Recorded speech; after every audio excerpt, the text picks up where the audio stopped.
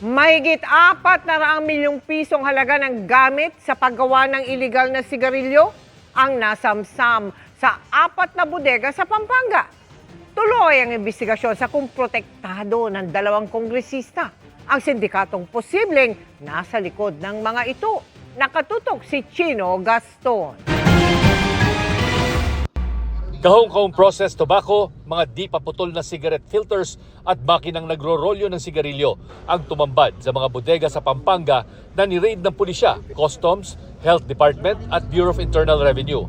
Pero walang inabutan ng mga otoridad sa 3 bodegang nasa San Fernando at San Simon. Di gaya sa imbakan ng bayan ng Mexico kung saan 6 na Chino ang inaresto. Sa 4 na warehouse, umaabot na sa higit 400 million pesos na iligal na sigarilyo, raw tobacco at mga cigarette making machines ang nakumpiska. Paniwala ni Interior Secretary John Vic Remulla, posibleng isang malaking sindikato ang may-ari o umuupa sa mga warehouse at pinatatakbo ng tinawag niyang isang tobacco lord. Iniimbestigahan din ang impormasyong nakakatanggap umano ang grupo ng proteksyon mula sa 2 kongresista ng Central Luzon.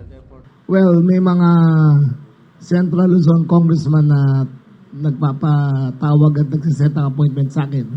Sabi ko, wala pa naman ako pinapangalangan Wala pa naman akong facts na pwede ilabas. Kaya wala pa kami pag-uusapan.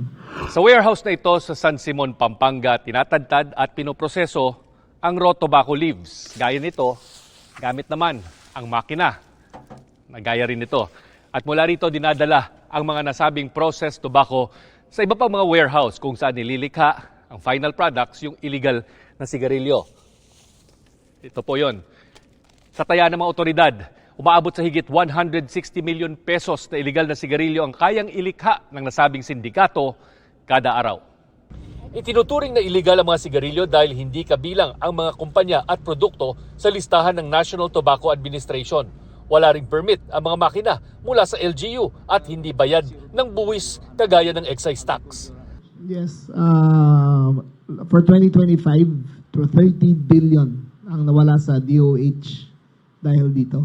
30 billion. So ang kaso talaga ay Anti-Agricultural Economic Sabotage Act.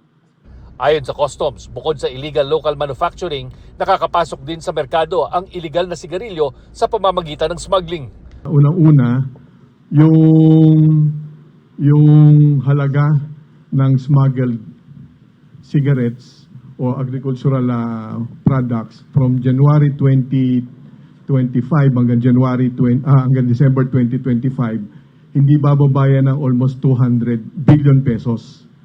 Ayon sa PNP, sunod na tutugisin ang mga illegal cigarette manufacturers sa Visayas at Mindanao.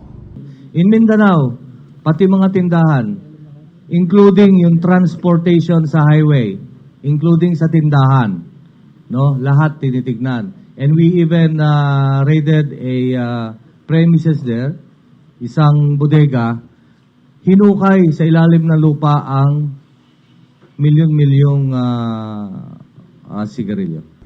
Para sa GMA Integrated News, Chino Gaston, nakatutok, 24 oras.